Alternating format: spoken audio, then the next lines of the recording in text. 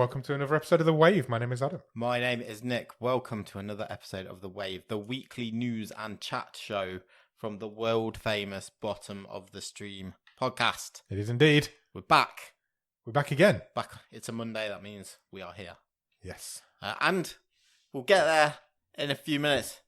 But I think this might be one of the most news-packed weeks. Yeah, for a very long time. Since we've been doing this show. Probably. In any other week, there's about 5 or 6 Netflix stories that would have been the top story. Yeah. And they're all... A lot of shit's gone down at Netflix this week. Flying out, yeah. It really has. So yeah, we'll get to that. We'll come to that soon. How are you, Nick? I'm good. Yeah? Yes. Still January. This is like Isn't it like the longest month ever? It's like the 800th day of January. Yeah, it feels like it. It really feels like it. Like, geez, how is it still January? Yeah. But... Do you know what the worst thing is? When we sit here and record this next week, it'll still be January. This next... Well, no, it'll be the 1st of February. Not possible, surely. I mean, it's also about 12 degrees warmer than it was this time last week. The weather's just mental. I don't understand that. There's been a 16-degree swing. It's absolute flexing, isn't it? Yeah. The weather. I don't know what's going on. I really don't. It's not acceptable. I really don't know what's going on. You got any gossip for me? Have I got any gossip? I don't. Oh, should I say this? I can bleep it. I've tried something on Saturday evening. Okay. So swinging? No. But so I wouldn't say it's a New Year's resolution because I don't really like New Year's resolutions. But in an effort to have a bit more adult time. Yeah. It is swinging. No. My wife incumbent and myself. Wife incumbent. Brilliant. We're going swinging. No. We thought, we should try and do like a date a month. Oh, that's nice. With other couples. No. Sorry, I'll leave it now. It's only January. Yeah. Give it a chance. And that doesn't necessarily have to be like out on the tiles or whatever. So I've kicked us off, and it's happening this Saturday. So I'll have to report back. But I invited her to the date in a very romantic way. Right. Okay. I sent an email. Nice. Right. Shall I read it? Yes, please. Or I might. Unless it's too personal. No, it's fine. So I've not got the. Does it start "Dear the wife incumbent"? No, it doesn't. It says an evening with Nick in partnership with the Living Room is proud to present a spectacular one-off opportunity for a very select audience to experience an evening with Nick. Nice. Details of when and where, you don't need to know those. I don't know. A unique chance to spend an evening with a man known as a charismatic raconteur, host of a world-famous podcast. True. And most importantly, a husband and father. Second most important. Upon arrival at the venue, you will receive a complimentary beverage guided to your premium seat by venue staff. And Nick will present a screening of a buzzworthy Hollywood movie. Nice. Preceded by an exclusive introduction from the host and a short Q&A to enable you to quiz him. About said movie? About anything, really. Okay. Following the screening, there will be opportunity for a brief meet and greet with the man himself to allow you to grab a selfie for posterity and to show your friends and family. I like this. This is good fun. This is good. Can't wait to see what promises to be an unmissable evening of entertainment. So, yeah, that's all kicking off on Saturday. That sounds great fun. I'm almost jealous. Do we know what the movie is? I don't want to know, but do you know what the movie is? Yeah. Okay, cool. I think so, yeah. Is there food involved? In the movie? No, in the evening. There'll be nibbles? Select snacks available, I think. Okay. I assume the kids are going out. I think it's like it's a 9 p.m. start. So okay, so the kids will be long gone. You should be. Long gone. Cool, that sounds fun. Lucky wife. You've got a lucky wife. I need to remember that. So did she. I'll let you know how it goes. Please do, yeah, I'm excited. Yeah. She accepted the invitation, by the way. Good, that's nice. Yeah. Cool. Maybe it could start a trend, yeah. Excellent. How about you? How have you been? I don't have any dates this weekend. I've been good. Yeah, just living the dream, really. Good. Living the January. Yeah. Still going. Last week, you may remember, we started the show with a game. We did. Which is unusual for us because we usually end the shows with a game. Yes, that's true. And we like did to keep a people on game their toes. called Got Need. Yes. I will just, because I know you secretly really want me to say, if no one noticed the episode title last week of The Wave, which you came up with, which was Got EGOT Need. Yeah.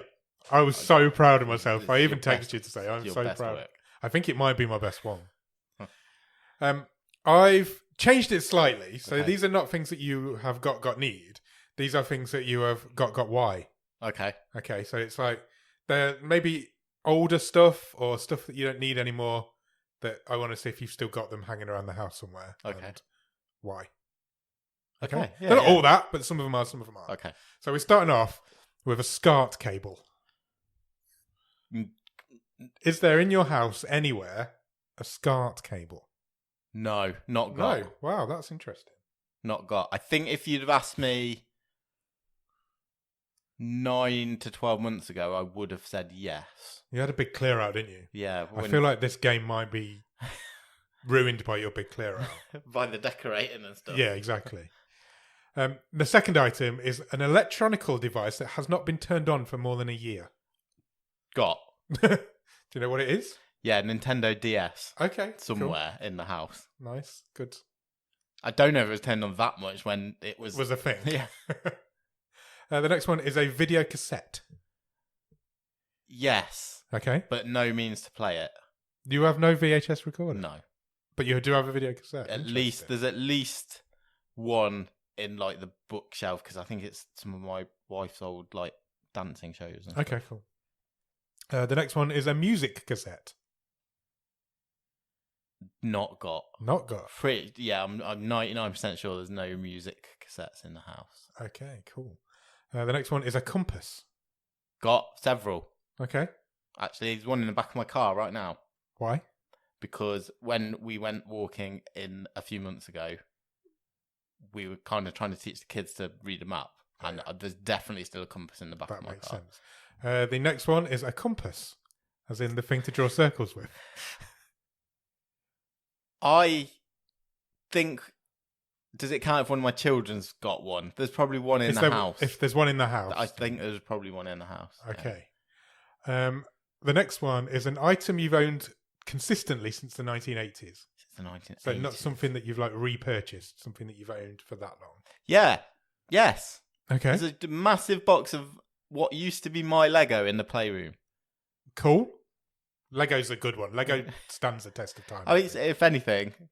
Probably worth more now. It probably is. Than it was back then. Probably is. The next one is a game or a controller for a console that you do not own. No. No? Okay. No. I think I might have a game that I've never unwrapped and played. Right. What would that be? I think I've got one of the Spider-Man games for PlayStation 4 that I've never unwrapped. The first Spider-Man game is really good. No, it's not that one. It might be I've is definitely played that. Yeah, is that like That's not so good. Yeah. A carrier bag for a shop that no longer exists. I mean, I've got to admit, my knowledge of what consists the carrier bag box in the kitchen cupboard is not great. Is there likely to be an old Woolworths bag or a BHS or a Debenhams bag in there somewhere? I don't think so. No. Do you know Woolies might be coming back to the high street? Really? Yeah, I read that the other day. That. Oh, that grimy pick and mix coming back. Yeah, apparently so. A book written by somebody you've met. Yeah. Yeah? Yeah. What have you got? I've got at least 2 things that Ross Cook's featured in. Of course, yeah. Yeah, that's definitely. Fine. An item of clothing that you have never worn and never would.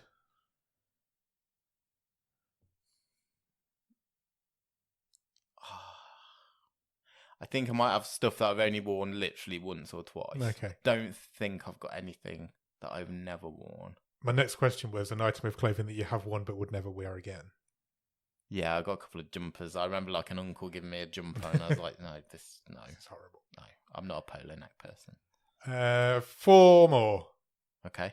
A kitchen item that used to belong to your parents. As in like old cutlery or some old plates. We've definitely got some Tupperware Okay. that originates from my mother, Cool. I would say. So yes. The next one is a suitcase that doesn't have wheels. I think all our suitcases are wheeled. Okay, good. I'm not to brag. Humble brag. Penultimately, a musical instrument that you cannot play. Yes. Okay. Got a keyboard at Christmas. I can't play it. Yeah. Okay. No, it wasn't it wasn't a present for me, but yes, I can't play that. Cool. And finally, anything from school. New old uniform, old school books, textbooks. Books. Yeah, I think there's a couple of books in the bottom of the wardrobe. Okay, interesting. Yeah. Sounds like you need to have a bit more of a clear out. Yeah, I would. Yeah, I think that is definitely shown. There's too much crap in my house. I can tell you, I would answer yes to pretty much all of them. Yeah. Pretty much all. Stuff just follows you around, doesn't it? Even if you don't. And then, like, both sets, my in-laws and my parents have moved in recent years, and then they bring stuff, and they're like, "Well, we've kept it for you." Yeah. I don't want the. My mum and dad gave me a box of music cassettes not long ago, and it's like now that's what I call music 16 on double cassette, and I'm like, what do I want this for? But I've kept it. I think they're actually in one of the drawers just there, if I remember rightly. All right, we probably do need to get on with some Netflix news. Oh, we probably should, yeah, because there is quite a lot. Did you say you got a question of the week? Quickly. Are we doing that now? Yeah, let's do that quickly. If there were to be an action figure made of you, yes, what 2 accessories would come with it? Oh, as in, what would I want to come with it, or what should come with it? Reflects you. That reflects me. That's interesting. I guess a microphone. Yeah. Okay. I'm a podcaster. And can I say a TV? That's pretty much all I do. Watch TV and record podcasts about it. I thought for you maybe a laptop. A laptop, yeah. Anything with a screen on, basically. Yeah. My phone. And a microphone's a good shout. Microphone. I think a microphone. Yeah. I'm at my most comfortable when I'm sitting in front of this microphone talking to you, I think. Oh, that's lovely. I didn't know. It was a bit of a wild card if you'd have a bow.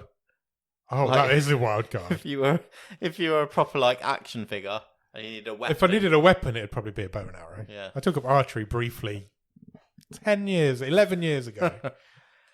I still have the bow and arrow, to be fair. What about you? Probably just a pillow. You're tired, Nick. Yeah. I'm not sure. I knew what the question of the week was. Yeah. I've not prepped anything. I've not looked inwardly. Maybe I got like an Oodie for Christmas, and I love that. Oh, I love my Oodie. So maybe that spatula. Sure. I've used a spatula tonight. There you go. You see, you do a lot of cooking. Made an omelette. Did you? Yeah. Nice. I don't think I've ever made an omelette. I'll make an omelette. Thanks, mate. Right, let's get on with some Netflix news because it has been a huge week in Netflix world.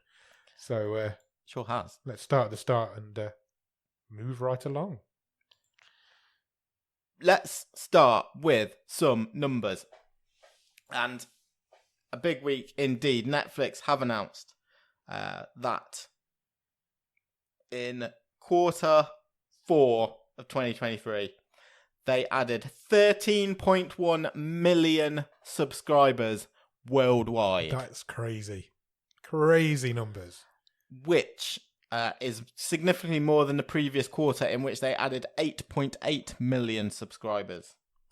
What that all means is that come the end of 2023, Netflix had increased its subscriber numbers by 30 million from the same time the previous year. But Netflix is dying and everybody's leaving and it's too expensive and nobody wants to pay for it. The number of worldwide global subscribers now sits at over 260 million people. It's crazy, isn't it? Isn't it crazy? I think we were the only ones that predicted that when because it's all down to the password sharing crackdown. That's what Netflix is saying. I think it's fair. But I think we were the only ones that said people won't leave, more people will come. And we were right. Well, Greg Peters, Netflix co-chief executive. Where's all the vice presidents gone lately? He said that Netflix remains confident it will convince more viewers who are still getting around the password sharing ban to pay for their own plans. He says the crackdown will improve our growth for years to come. Okay. But that's because it's still being rolled out in exactly. territories. Yeah. I think it's still being rolled out over here. I still know of people that do it with no repercussions seem to be coming. Yeah. Yeah, big numbers. We'll keep our eye on the numbers, but I don't remember ever in all the history of this show ever saying 13 million and a quarter. Yeah. That's a huge update. Amount. Do you know what though? 13 million extra subscribers, not enough to keep old Scott Stuber in a job. No, because the head of film. We certainly spoke about him. I think last week his name came up. Yeah, recently. It's definitely recently. He has been in post since 2017. Is leaving Netflix until in March. Okay. He is stepping away to form his own media company. Oh, interesting. Yeah. I think quite interestingly. So Stuber's been around for. I kind of thought when I was first reading about this that 2017. That's not that long ago, but actually it was under his watch that. Netflix released Bright, which was like their first original movie. Yeah. That was only 7 years ago. 2017 in the history of Netflix is ancient. Yeah. And kind of, you remember at the time, it's like $90 million on a movie. I do remember. I remember Bright. Now look at what they're spending. Yeah. I remember Bright coming out quite clearly. But yeah, basically, to this point, all of Netflix's big originals, they're under this guy's watch. He will be moving on. He's moving on. Yeah. Not only the big budget stuff, but obviously first time they've ever had Oscar nominees. It was under his watch. Netflix were the most nominated studio the past 3 years in a row. Stuber himself thanked Reed Hastings, Ted Sarandos, Greg Peters. Said 7 years ago, Reed and Ted offered me the amazing opportunity to join Netflix and create a new home for original movies. I am proud of what we accomplished. I'm so grateful for all the filmmakers and talent who trusted us to help tell their stories. Thank you to Ted, Reed, Greg, and the entire team. I look forward to continue to work with them in the future. Because he's going to try and sell them movies, I guess. It sounds like it. I mean, I don't want to start rumours, but, you know, is it Rebel Moon's fault? Yep. Bloody Snyder. Just ruin it for everybody. Ted Sarandos himself said Stuber helped lead the paradigm of how movies are made, distributed, and watched. He attracted unbelievable creative talent, making us a premier film studio. I can't wait to see what's next for him. So yeah. Excellent. All change in Netflix film. Good luck to Mr. Stuber. Indeed. Something that is a big story, but has crept out under the radar this week. Because there's loads of big stories this week. And I kind of think it maybe shouldn't have been something that was supposed to be said out loud. Okay. It's a bit of a strange one, this. A Netflix, along with announcing the previously talked about subscriber numbers in their shareholder call this week, wrote a letter to shareholders. Okay. And in that letter was some one particularly interesting note. It said, looking ahead, despite last year's strikes, pushing back the launch of some of our titles, we have a big, bold slate for 2024. Audiences will be able to choose from hit returning dramas like The Diplomat Season 2. Okay. Bridgerton Season 3. All right. And Squid Game Season 2. Oh. Okay. I really don't think anyone expected to hit Netflix this year. I certainly didn't expect it to be coming this year. Now, let's see if that actually happens. But if it does, it's going to be right at the end. I can't see it happening. But that's sort of the first hint that anything might be happening this year. Okay. Obviously it's going to be on the fast track, but even so, that just seemed really quick. We say really quick. It's 4 years since this first. No, I know, but but nobody was expecting it from when they actually got up and running, according to what we've been hearing. If it does, I'm excited for it. Maybe it means the reality show. That's not what it says. No, it doesn't say Squid Game the challenge. No. We said ourselves, didn't we? If we put money on it, we'd have. We think we'd have season 2 of that before the season 2 of Squid Game. I still think we will. maybe it'll be a tighter race than we think. Maybe. That's exciting, though. Talking of tights, Men in Tights. And that is the news this week, that Netflix have thrown, or will be throwing, $5 billion over the next 10 years at World Wrestling Entertainment. Yeah. As they have snagged the rights to show basically all of their output from January 2025 on Netflix. Huge news. So this will include live airings of their Monday Night Raw show worldwide, and for all the other WWE shows, they will have a home on Netflix, but there's a lot of international rights, so they will gradually, as they expire, migrate to Netflix, depending on what country you're in. Even all the big shows, even like WrestleMania, everything's coming. It's $500 million per year for 10 years. It's insane news. It's the big word that you said in that sentence is live. Netflix don't do live stuff. Not consistently, not regularly. They never have. Yes, but we've seen them test a few things out, and obviously, and we now know why. Amazon for the last couple of years have shown NFL games. Yep. And just a few weeks ago, it was, I think I'm right in saying, in the States, it was Peacock who showed an NFL game as well. Netflix don't want to get left behind. No, of course they don't. And I guess if you're not willing to risk it on a proper sport, is this a good test? Because it's, you say what you like about the WWE, and a lot of people do. It's one of the biggest franchises in the world. It's huge. The WWE it's like monumental. Not viewing figures these days so much, but it's just, as far as pop culture goes, and getting the WWE on board on Netflix is huge for both companies. Yeah, I think you can probably see why both would be interested 100%, in each other. 100%. Well, we've just said earlier on, there's 260 million people worldwide on Netflix. That's a potential audience. I guess putting it all in one place is a decent move. When the announcement came, when a bigger Netflix announcement like that comes, I always go straight to Reddit. So I'm like, let me get some Reddit people's interesting views on this. And everybody's like, oh, the prices are going to go up because of this. And I'm leaving because of this. And it's like, the prices won't go up because of this. That's 2 movies for Netflix every year, isn't it? 500 million a year. It's 2 films, 3 films at the most. I think Red Notice cost over 300 million. Exactly. And we know they're cutting down on original movies. And that's what, 2.5 hours long. You're getting, what, a minimum of 3 hours program every week for 52 weeks. At least. This won't cause people to leave Netflix. This will bring people to Netflix. Internationally, this will bring people aboard because it makes it easier. I currently make no secret of the fact that I've fallen out of love with wrestling recently.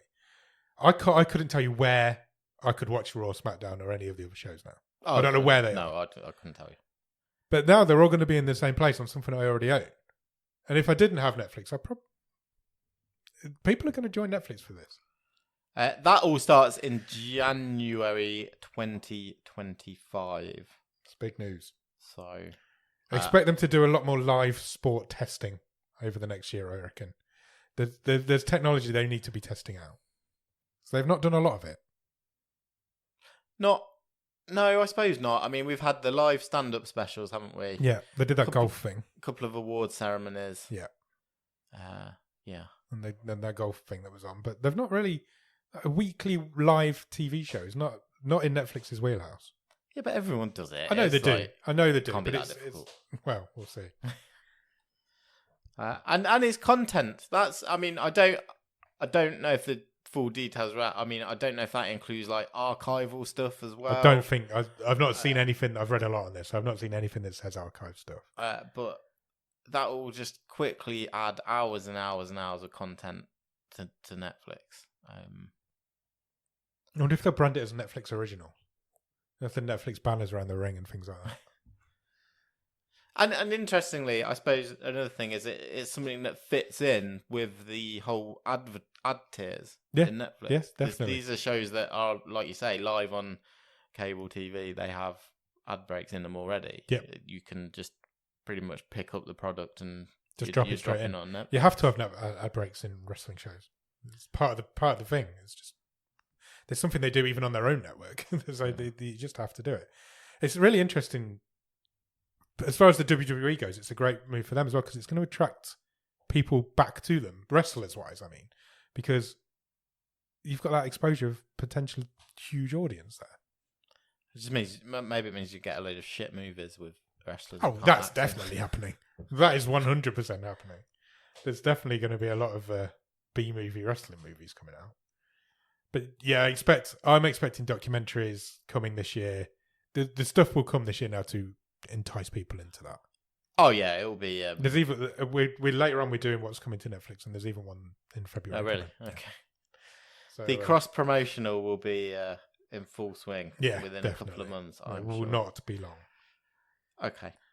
Talk about big Netflix deals, and that is also been announced this week that Netflix has signed up with Harlan Coben for 2 more drama adaptations. Least surprising news of the week, maybe. The next 2 of his novels to be adapted are Missing You and Runaway. These all have like the same title, yeah. Both been greenlit to be produced and filmed in the UK. Missing You begins filming first this spring. It follows Detective Kat Donovan, who comes across her missing fiance on a dating app 11 years after his disappearance. Isn't that similar to what happened in the last one? I've not seen he was back from the dead, wasn't he? Same thing. But not on an app, yeah. He was on the nanny cam. Okay. His reappearance brings up questions about Kat's past, including the mystery surrounding her father's murder. Okay. And then after that, they will go into production on Runaway, telling the story of Dad Simon, who seems to have the perfect life until his eldest daughter, Paige, runs away from home. His search for his daughter will take him into a dangerous underworld, revealing deep secrets that could tear his family apart forever. That sounds exactly the same as the Michael C. Hall one. It does, yeah. They're just cookie-cutter episodic dramas, aren't they? Yeah. They're all the same. They used to just go to ITV, but now they come to Netflix. There's no difference there. You just pick them up and put them in. They'll all have the same cast. Yes, most probably.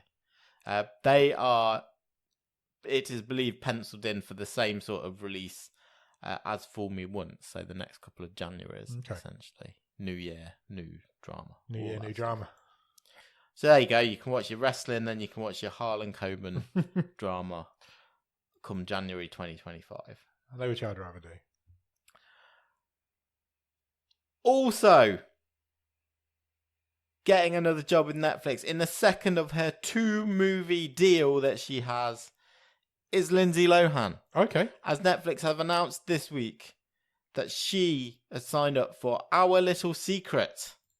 Now this, very much like her first movie with Netflix, will be a Christmas movie. Oh, right. I would expect this to arrive this year, this Christmas. Yeah. Our Little Secret is a movie about 2 resentful exes forced to spend Christmas under the same roof after discovering that their current partners are siblings. Oh, hold on, let me process. Okay. A very Christmas movie. Also in the cast, Tim Meadows, Katie Baker, Ash Santos, Jake Brennan, and Brian Unger. Okay. Yeah, it's in production now. Yep, in production now, out for Christmas. All power to her. She's had a tough time. Yeah, absolutely. I've got no issue with Lindsay Lohan. You sit there and make your Christmas movies. It's not bad. It's not bad. Stay out of my way, make some Christmas movies. We'll be fine. I think any other week, this might be the top story. I agree. Week. I agree. And when I saw this, I was like, this would be huge normally. Considering the weeks of, it just shows you how strange the news cycle it can be. Because the weeks of headlines that came out of Batgirl being squashed before release, put back on the shelf when it was finished.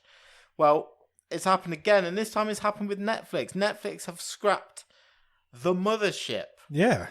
Which was a Halle Berry sci-fi movie. It is completed in terms of filming and was in the midst of post-production.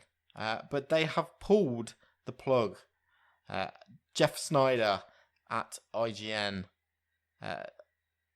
broke this news. A source said, "These kinds of decisions are never easy and not taken lightly. The Mothership was in the midst of a lengthy post-production faced with numerous delays and could not be completed." It was supposed to be a story about a mother, Sarah Morse, played by Halle Berry. 1 year since her husband mysteriously vanished from their rural farm, she discovers a strange extraterrestrial object underneath their home. Sarah and her kids embark on a race to find their husband, father, and most importantly, the truth. Can I ask a question? Sure. Has that been scrapped because it is completely... The synopsis has been stolen from the Tommyknockers? That is the exact Is that story. Your conspiracy theory? Yeah, There's some legal mumbo-jumbo that's exactly what happens in the Tommyknockers.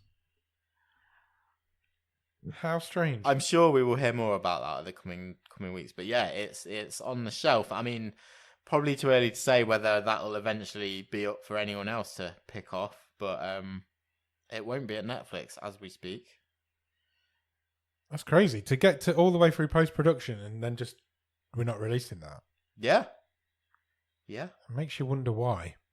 Halle Berry will continue to work for Netflix. She's got a deal with them. She has got an action film in production with them called The Union. I'd love to know the story of why that's happened. Let's keep our ears peeled and see if more comes out. But yeah, I mean, like I say, it's not often that the Netflix version of something happening gets buried. Usually, yeah, absolutely. It's like, to be fair, the other way around. Netflix have released some proper shit, which Yeah, we've seen on this show. That's more to the point. How bad is this thing if they're just not going to just chuck it out with no or what are the technical issues that are stopping this from being completed? Something's behind that. Okay, that's all the Netflix news. What a week. Let's move on to a couple of other bits of movie news. And news this week that the director of the upcoming, imminently released Roadhouse remake is boycotting his own movie. Right, okay. Doug Liman. Yep. He previously directed at least one Bourne movie. Not a no-name director by any means. He is boycotting the premiere of Roadhouse because Amazon, MGM Studios, have decided it will now not get a cinematic release and will premiere on Prime Video. This is really strange decision from Amazon. They took that decision. We all know there's not many movies coming this year. So why are we pulling movies from theatres when theatres are going to really struggle this year as it is?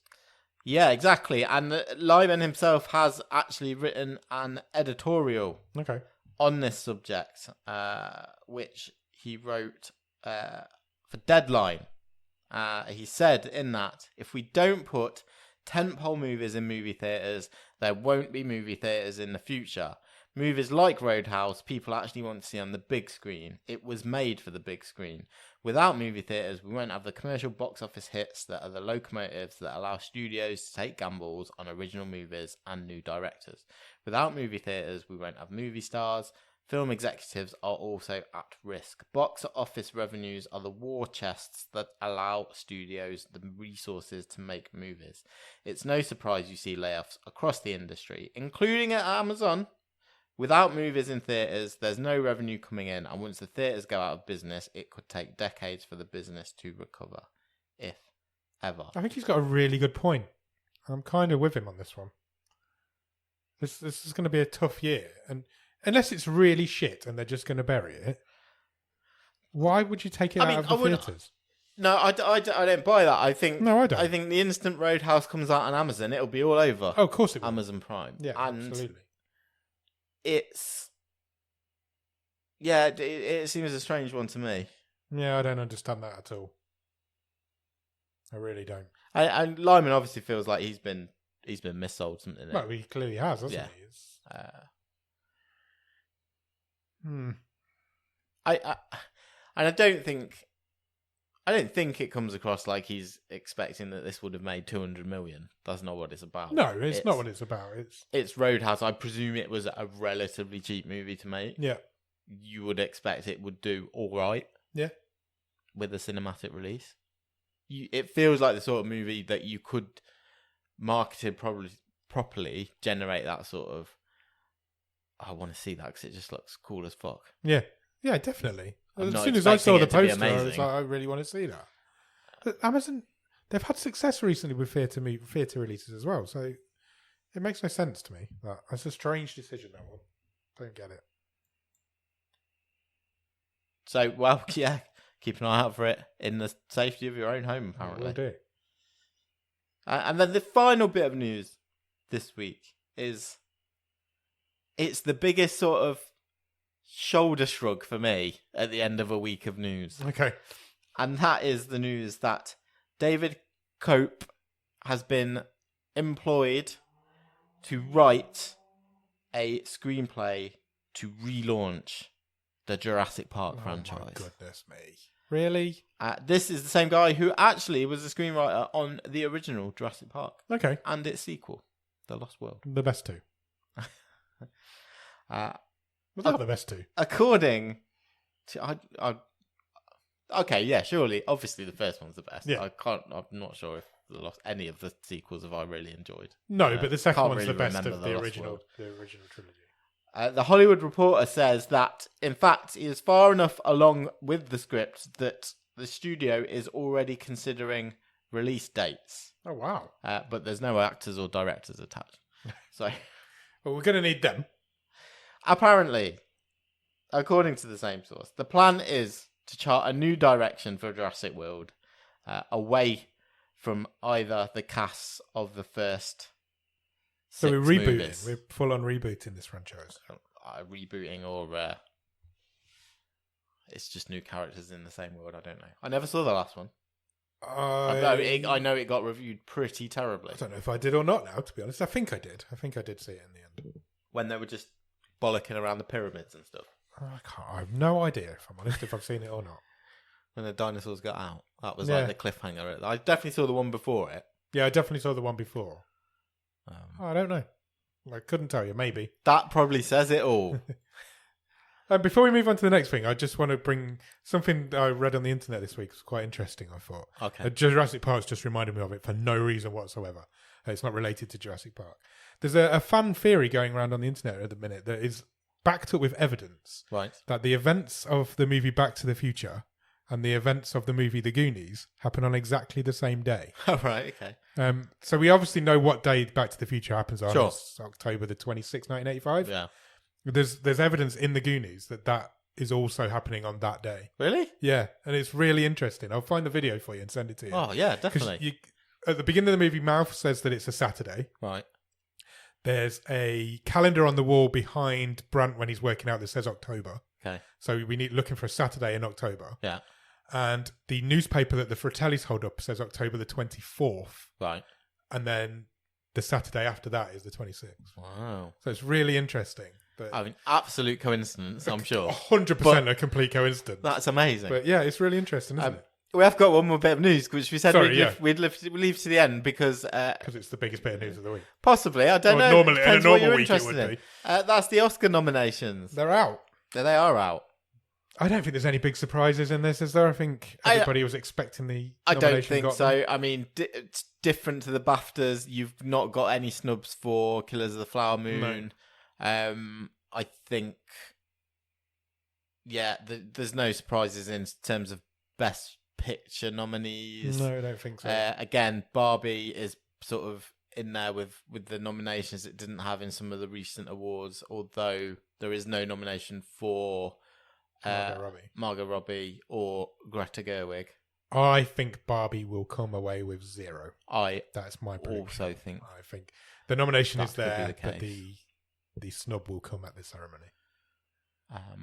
Do you want to go through a few? We can do best director. We'll start with because that's on the page. Why not? Justine Triet for Anatomy of a Fall, Martin Scorsese for Killers of the Flower Moon, Christopher Nolan for Oppenheimer, Yorgos Lanthimos for Poor Things, and Jonathan Glazer for The Zone of Interest.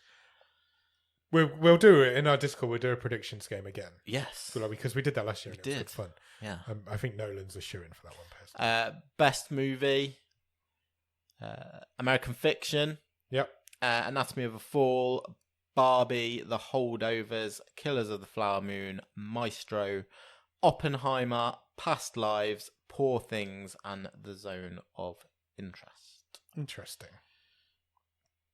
Best actor in a leading role, Bradley Cooper, Maestro, Coleman Domingo in Rustin, Paul Giamatti in The Holdovers, Cillian Murphy in Oppenheimer, and Jeffrey Wright in American Fiction, who we have seen on this show. We have indeed. I actually saw American Fiction this week as well. I will talk about it in a little while. Best actress in a leading role, Annette Bening in Nyad, Lily Gladstone, Killers of the Flower Moon, Sandra Hüller in Anatomy of a Fall, Carey Mulligan in Maestro, and Emma Stone in Poor Things. There's only one winner in that one for me. Cool. Yeah, that'll do. I think we don't need to go for any more. But what we did last year was we did like a game where you got to predict, and whoever got the most won. We took like the top 5-6 categories, didn't we? Whoever got the most right won a prize. So we'll do that again in the Discord. So if you want to come and join the Discord link will be in the show notes. Have we got any more news? That's all the news. What a week it's been. What a crazy week. What a crazy week. Have you watched anything good at the top of the stream? I don't think I really have. I'm sure there is something, but it is not popping into my head. Okay. Still watching Traitors, still amazing. Still amazing. Week. It does finish this week. What a show that is. If you're not watching the Traitors, you're missing out. It's a fact. You tell me what you've watched, and I will rack my brains in the background trying to think of the thing that I wanted to talk about but can't remember. This list says "Fool Me Once," but I didn't write that because I haven't watched it. That's from last week. That's from last week's. I am Percy Jackson and the Olympians. I'm keeping up with. Excellent. I'm really enjoying that. It's a great show. I promised you last week that I would watch Society of the Snow. You did. I made a commitment on the show that I would watch that, and I went out on Saturday night and I did watch it. Brilliant. I didn't go out. I watched it here. Excellent film. Yeah? Really good. Can't really enjoyed it. Yeah, you'll love it. 2.5 hours and it absolutely flew by. Fantastic. It was really good. It's really well made.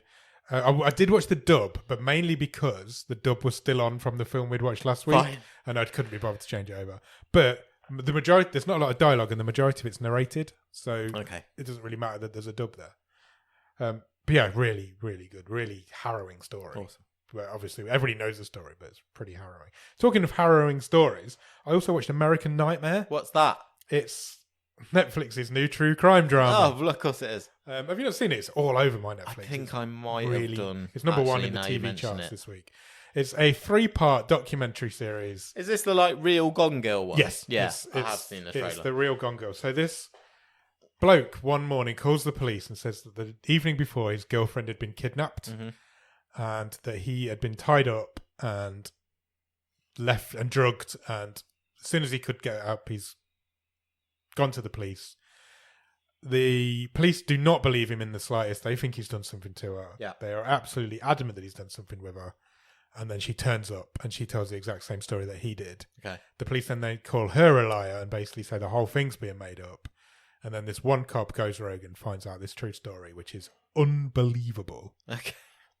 And turns out none of them were making it up, and it's just an absolutely batshit crazy story. Wow, you've sold that really, really puts that complete police department were just not interested in. Wow, and it is unbelievable. It's really good. It's free. It's free. 42 minute, 45, 42 minute episodes. Okay. I did it all at once. I just sat and watched it all in one go, and it's really interesting. Well, actually, that reminds me. Do you remember a few months ago you were talking about Last Stop Larimer? Yeah. So, and that was that a 2-part or 3-part? I can't remember. But I ended up watching it at some point later. I really enjoyed it. Yeah.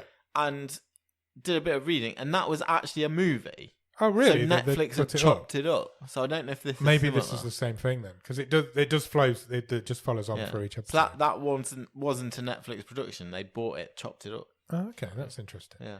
So the good thing about this one is that you don't, in the first episode, you don't know if this guy's telling the truth or not. Sure. And then the second episode opens with her telling her You don't know story. if she's telling the You truth don't. You don't even know if she's alive at the end Yeah. of the first episode, and then she's in the second one. So it's I really enjoyed it. I thought it was really good. Good little crazy little story. And then, as I mentioned a minute ago, I went to the cinema it was a secret screening. I went to a secret screening on Monday night, and it turned out to be American Fiction. Okay. Which then went on to get Oscar nominations. Sure. So I had no knowledge of this film before. No, when it came up on the screen this week. When it came up on the screen, American Fiction, I was like, I don't know what that is. I've never heard of it. I don't know who was in it. I didn't know what it was about, but it's actually really good. Okay. It's about a black author who doesn't write black stories. Okay. And he isn't making any money whatsoever. And then his mum gets Alzheimer's and his sister dies and he needs money. So he decides he's going to write against his morals, against all of his life beliefs. Yeah. He's going to write a black fiction story. Okay. And it sells mother loads. He makes millions off it. Okay. And then it's all about his dilemma of he's sold his soul Art. basically to, he's sold his soul to make art that he doesn't believe in. And it's a satire. It's funny. It's actually quite funny. I laughed out loud quite a few times in it. It's a satire on black fiction. And it's now my answer. When people say to me, why didn't you like If Beale Street Could Talk? I will answer with, go and watch American Fiction and that'll give you your answer. Okay, fine.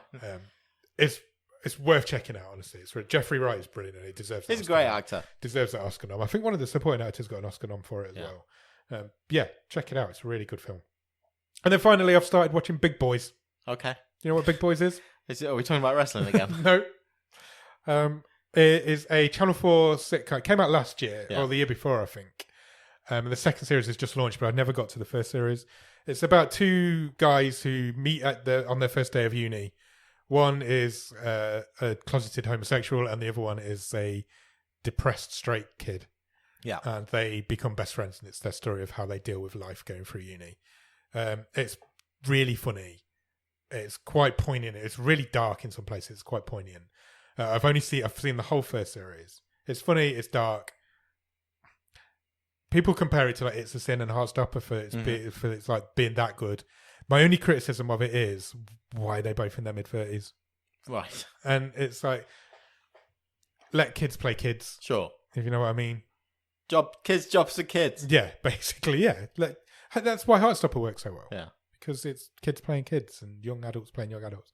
They're both in their 30s and it doesn't quite work. But it's a really good show. It's really funny. Comment. It's a really good show. It's John Pointing, he's in Plebs. He's done a few. Sure. You'd know him if you've seen it, I think. Yeah. That's on the second series has just started on Channel 4.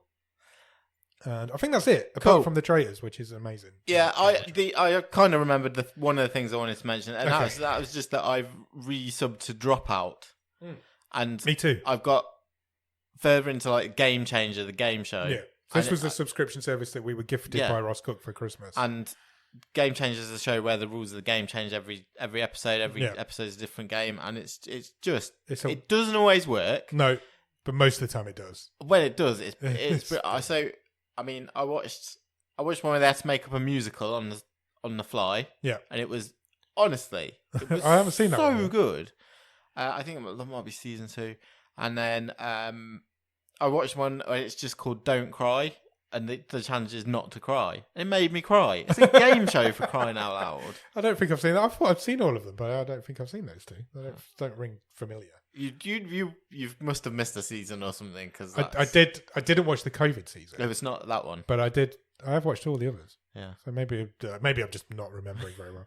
But yeah, Dropout's really good. It used to be called College Humor. It's basically what is it, £5 a month, if that? I don't even think it's that much. It might be $4.99. There's loads of different game shows. They're all by the same group of comedian. Yeah. And group of comedians, and they just make game shows together, and it's really good, and it's a lot of fun. It was gifted to us by Ross Cook. Awesome. I feel like I've done a lot of talking there in the last 10 minutes. I don't do a lot of talking on the wave usually. You do now. I do today. Brilliant. Right, how are we doing for time? Oh wow, we're flying.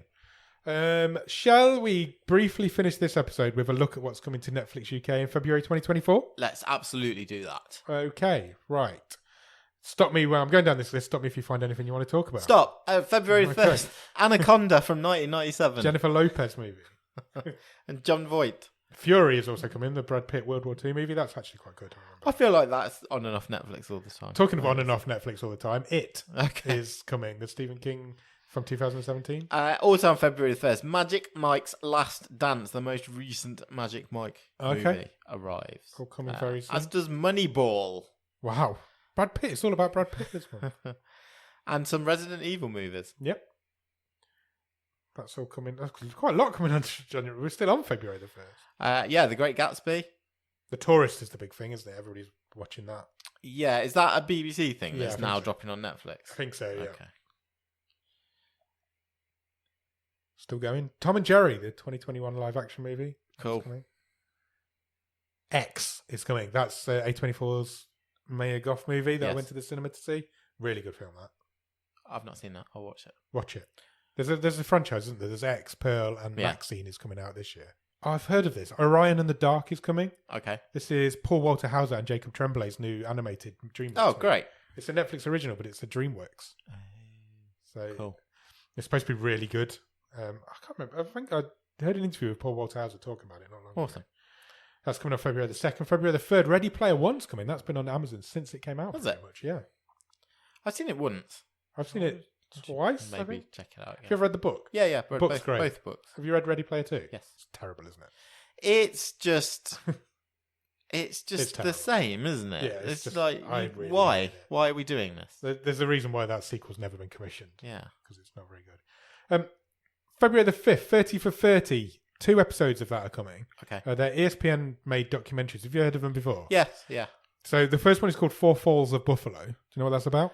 It's about the 4 times the Buffalo Bills didn't win the Super Bowl, Correct. I imagine. And then there's one called Nature Boy, which is a Ric Flair documentary. Oh, okay. It's a documentary about Ric Flair.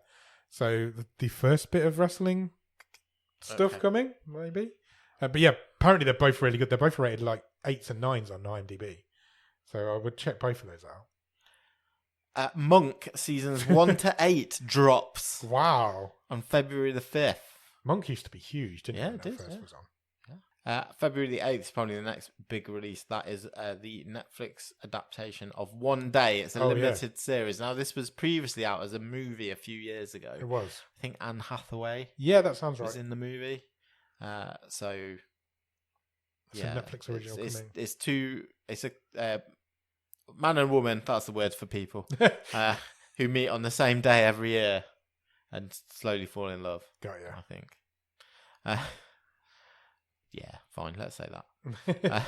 The Blacklist season 10, that's the last season of The Blacklist. Okay, That's not a Netflix show, but I think they brought the last few seasons of it, I think. right, okay. Love is Blind, if that's your thing, season 6 premieres on Valentine's Day. Oh, how Someone's having a laugh. There's lots of Netflix originals coming out on Valentine's Day, actually. There's 5 Netflix originals coming out on Valentine's Day. This is interesting. The season 1 to 3 of Warriors is coming. Okay. Warrior is a HBO original. Yeah. But they cancelled it, and Netflix have picked it up. And they're the original 3 seasons, pre-cancellation. But Netflix, I think, are going to carry it on. Okay, nice. So, yeah, they're dropping them all at once on that day. Einstein and the Bomb is a docudrama movie that combines both scripted elements and interviews to look back on the life of Albert Einstein. Okay, interesting. That arrives on February the 19th and in no way has only been done because of Oppenheimer. I was just going to say, is that capitalising on Oppenheimer's success, maybe? That's really around the Oscars as well, isn't it? That's around that weekend. Yeah.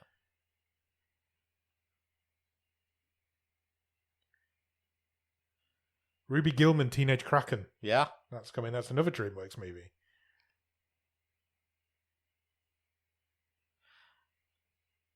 And then I'm think- sure Netflix would like us to say, importantly of all. Yeah, I think it is as well. February I think it's the 22nd. I think it's the biggest one of the month. It's potentially going to be one of the biggest seasons This year. this maybe. year Yeah. on Netflix. February 22nd, season 1 of Avatar: The Last Airbender. Yeah. I've seen Avatar: The Last Airbender fans going crazy for this because it's like they play the trailers what side by they've side always and it looks exactly the same as the animation. Day after that, February the 23rd, Everything Everywhere All at Once is coming, Okay. which has also been on Amazon since it released. So I think Netflix might have done some sort of secret deal with A24. Yeah. Because there's lots of A24 stuff coming this month. They've offered 1 penny more than it. Yeah, Amazon. exactly. Formula One Drive to Survive Season 6 is coming that day as well. 23rd of February. I didn't realise there have been 6 seasons of that. No, me neither. February 24th, Marcel the Shell with Shoes On. I really want to watch this. Oscar nominated. I saw a trailer for this when it first came out, and I was like, "Oh, that looks incredible!" But I never got to it. That's another A24 movie. 2-hour live stream of the 30th annual SAG Awards. Netflix live stream. Okay. Is that one of the first award shows they've done? I think they did the SAG Awards last year. Oh, did they? Okay. I think this is the second year in a row. First 4 seasons of Brooklyn Nine-Nine are coming on February the 26th. I don't know what the American Conspiracy, the Octopus Murders are, but I'm sure I'll end up watching it. Sounds like it's a true crime documentary. And both Amell brothers in Code 8 Part 2. Okay. On the same day. Excellent. Oh, and there's a second season of The Tourist at the end of the month. Okay, cool. I did not know that was coming. So there's quite a lot coming in February, to be fair. That's just some of the highlights that we picked out, but there's a big, long list. Lots of stuff coming to Netflix in February. Right, I think we've done a wave, Nick. Sure. We need to go and talk about a movie. What movie are we talking about this Thursday? This week, come back to this very feed on Thursday, and we are talking about Riptide. Riptide, Australian movie. Yeah. Starring some Australians. Get your surfboards out. Yeah. Because we're going surfing. We're going surfing, baby. And I, for one, can't wait to talk about this. No, nor me. Nor me. I'm excited for it. So, yeah, let's go away and do that, and we'll be back. So you can come back here on Thursday to listen to us talk about Riptide. Cheers! Bye!